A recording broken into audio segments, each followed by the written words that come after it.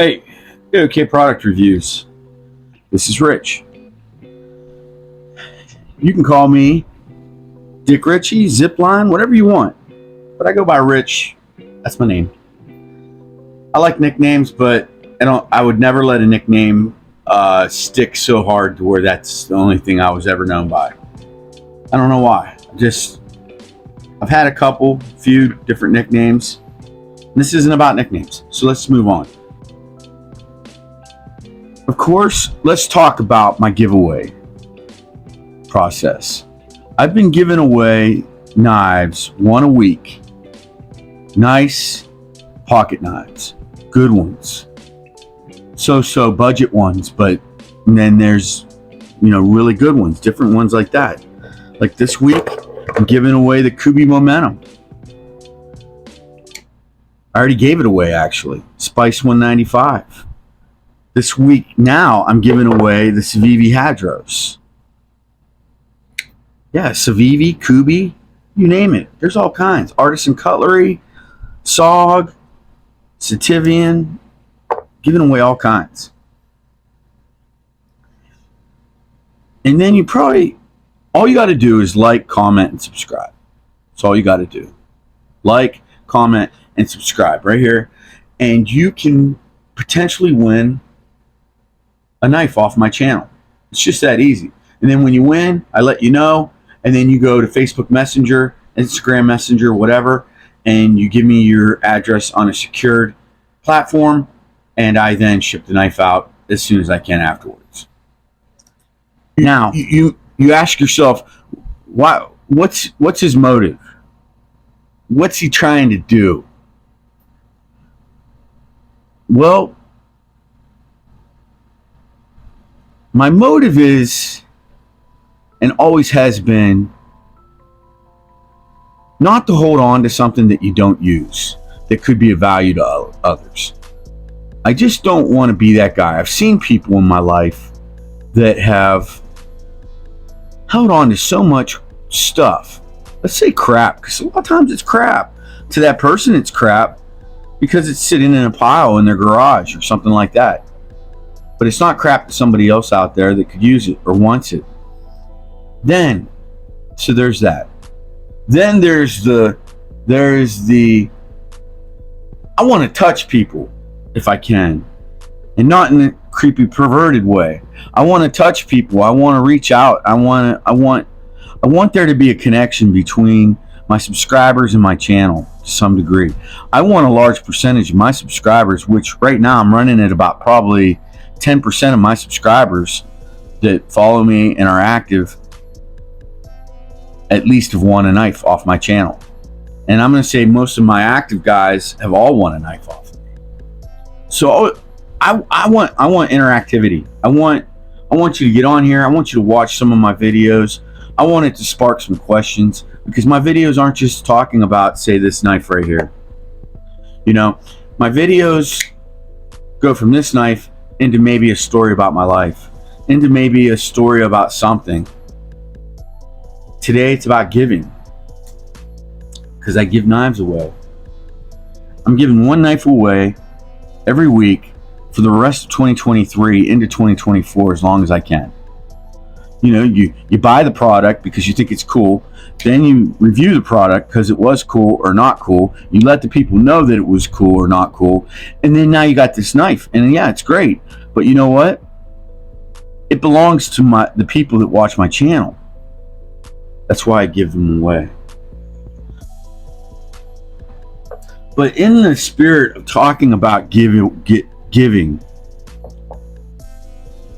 can we talk about Maui for a moment? There's some really crazy stuff coming out in the news. First off, the governor. Well, first off, let's talk about all of Maui burning except for the wealthy. I guess that's just a common standard. I bet you see the same thing in California with their wildfires, and probably even up in Canada with the wildfires they just had.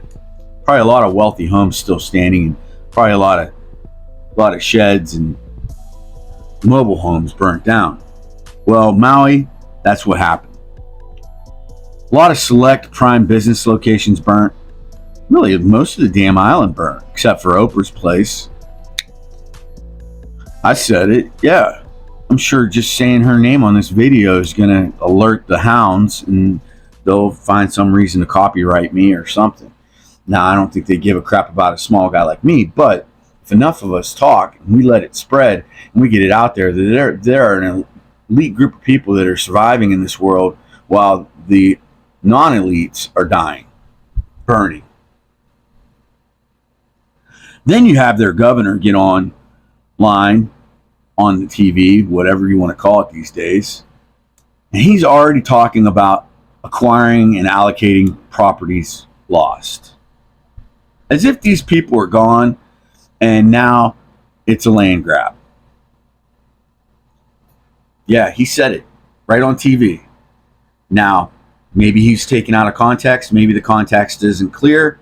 I don't know. Look into it further yourselves and see what you think, and drop me a comment on whether or not you think that's even something to worry about. Will there be a government land grab in Maui? Next, let's talk about the land owned in Maui. What percentage is owned by the people? And what percentage is owned by federal government? And what percentage is privately owned? And then look deeper into the privately owned. And the privately owned owns the government. Let's be clear. BlackRock, there's another name that's going to make the hounds come chasing. If you say BlackRock, Oprah in one video, your life will be canceled. But let's not talk about that. That's way too deep. You can't say Epstein, Winfrey, and BlackRock in the same sentence without the FBI looking into you. Should make us all wonder, you know? I digress. And now let's talk about probably a fantastic example of America's ignorance. I'm tough on America. I'm tough on Americans right now. You know, I think we're giving up our patriotism. We're giving up our democracy. We're giving up our firm grip on proper capitalism. We're giving up on ethics, morals, church, and God. We're giving up on a lot of things because there's still people going on their vacation to Maui. Yeah. Literally, the island is burnt to the ground, except for probably another thing added to the list with Oprah's property: big hotels.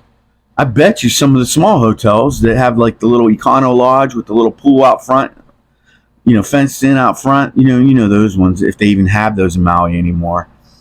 But those little motel lodges, they probably all burnt down, but all the big ones probably are just fine. And now we've got batches and batches of Americans still honoring their flights and their vacation out to Maui, while hundreds of Maui residents are dead. Thousands are displaced. Some whose homes didn't even burn, the people got evicted anyways. You watch. So right around the time the government does a land grab on Maui, they'll probably go a little deeper into why the UFOs, aliens are real, and maybe define it a little more. We'll look that way, like a dog chasing a squirrel with a shiny thing. Look, this shine. Look over here, government. Don't look here. We don't want you to talk about this. Look over here, shiny thing. It's time. It's time for people to start getting more serious about what's going on out in our world, in our country, in our government. It is time, people. Look how much we pay the government to keep us in mediocrity. Federal government. Look how much we pay them. That's our tax money. These people are flying first class in airplanes wherever the hell they want to go. They are being wined and dined by companies like BlackRock. Monopolies.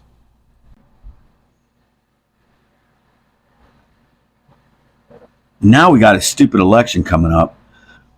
And I don't like Biden at all. But I tell you what, the last thing this country needs now is all the leftists going completely unhinged out of their mind once again. They're always out of their mind, but completely unhinged once again over the fact that there's a good chance that Donald Trump is going to be the Republican candidate. I mean, look, DeSantis just dropped back behind this guy right here. Check this guy out. He looks as though he's of Asian descent. I'm not sure where he's from. Maybe I can find out and I'll put it over here. This guy's got wisdom, man. He's got some stuff he's spitting, and I like it. I like it. I think DeSantis has shown his colors. He's gone as far as basically calling Trump voters deplorable, as Hillary did. He just wants to take whatever he can from whatever he can. He's just not dynamic enough to be president. And it's a shame, though, because the state did so well during the pandemic, or so we think. Florida. But DeSantis is going to take a back seat. And him and Trump kind of butted heads a little bit. So I don't know if DeSantis will have a seat in the White House now because of that. And that's a shame, because he could have gotten a lot more experience and learned a lot more about administration, White House administration type of things. And he could have been a great candidate down the road. But these younger candidates, they feel as though they should have it now. And they'll do whatever it takes to have it now instead of taking... I've had a video in the past where I talk about doing your time. You got to do your time. And even when you think you've done your time, you may still have to do a little more. The situation or the moment will dictate that, and you have to accept it. If you fight it, you lose. And I like RFK too. Now, he has some policy concepts about 2A and things like that I don't really think I like. But if I had to vote for a Democrat, I'd be voting for RFK. Now, I just wanted there to be somebody stand out so that we didn't have to have Trump in there. And I'm sorry, Donald. I really love your passion for America. I really love your passion for maybe trying to wipe out corruption. I don't think you did a good enough job, to be honest with you, in your first term to prove that you're willing to scorch the earth. You know, maybe your second term you won't care as much, and you will, but the earth needs to be scorched. It's time to eliminate positions. It's time to eliminate the bureaucracy. It's time to eliminate a lot of the fluff that's out there, robbing our country and robbing our people every day. So I don't think Trump's the answer. We sure as hell know Biden's not. He's terrible. I mean, he's just awful. He's not good. He's just too old. We've got to have age limits in our government. We've got to have age limits. If we have an age limit on governmental processes and procedures like driving a car, there's a point where you're too old to drive a car, and they will tell you this. Now, if you governmentally can tell me not to drive a car at a certain age, then governmentally we need to tell you that you can't keep doing a job that's going to keep making up these rules. You know what that age needs to be? I think Social Security. The day you select, the day you collect Social Security is the day that you must retire from government. And I'm not saying You can choose not to select Social Security and keep working. I'm saying you have to select it. And you have to take your pension. And you have to go live a nice, good life in a suburb somewhere and be okay. You'll be fine.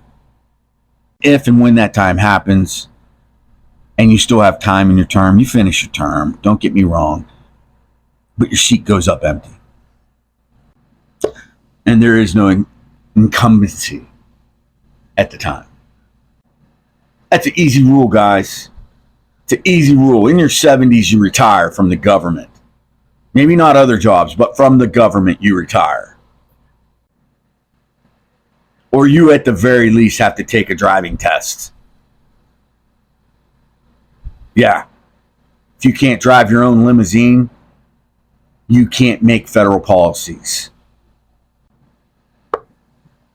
They're making all the rules, people. They're giving themselves raises. We have an economy that's going in a handbasket,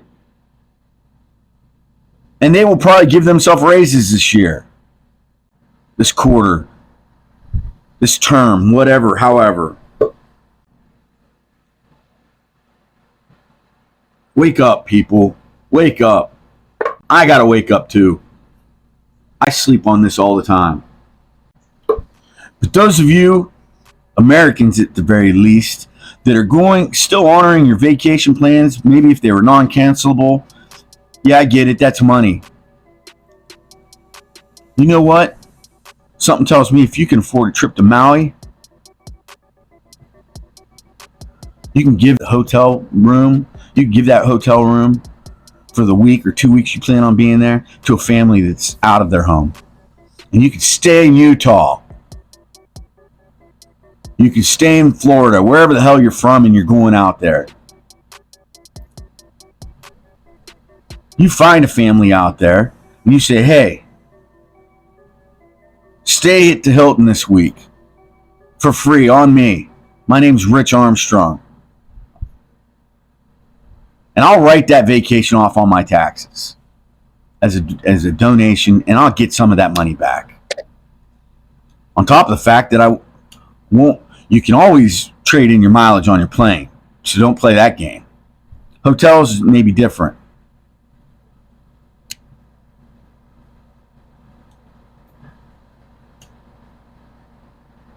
But give those people your room. Say, hey, do it anonymously, or tell them who it is. Because just maybe you'll make friends with that family, and when they rebuild, they invite you to stay in their home because you helped them when they were down. And now you've got a week's vacation, 2 weeks vacation in the home of a family from Maui. I'm not saying do it for that reason, but you never know. And then they take you to all the great spots that burnt down and say, hey, right there used to be a great place to get shaved ice. Hey, right there used to be a great place to rent a surfboard. That was owned by Dominic Umali, whatever, I don't know. Just trying to throw a name out there that would sound a little bit Hawaiian. Umali. Yeah, they got cool names out there, and I should know at least one, but hey. And now that guy doesn't have a shop. His property might be seized by the government because it was a great piece of property right along the highway, right next to the beach.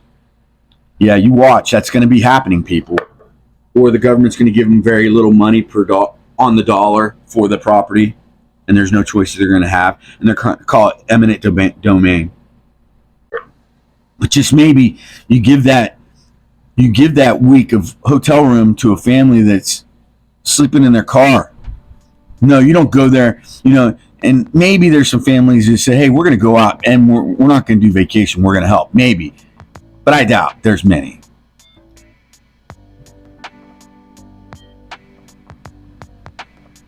But they'll probably go out and they'll ooh and ah, and they'll go drive around and see all the burnt down stuff.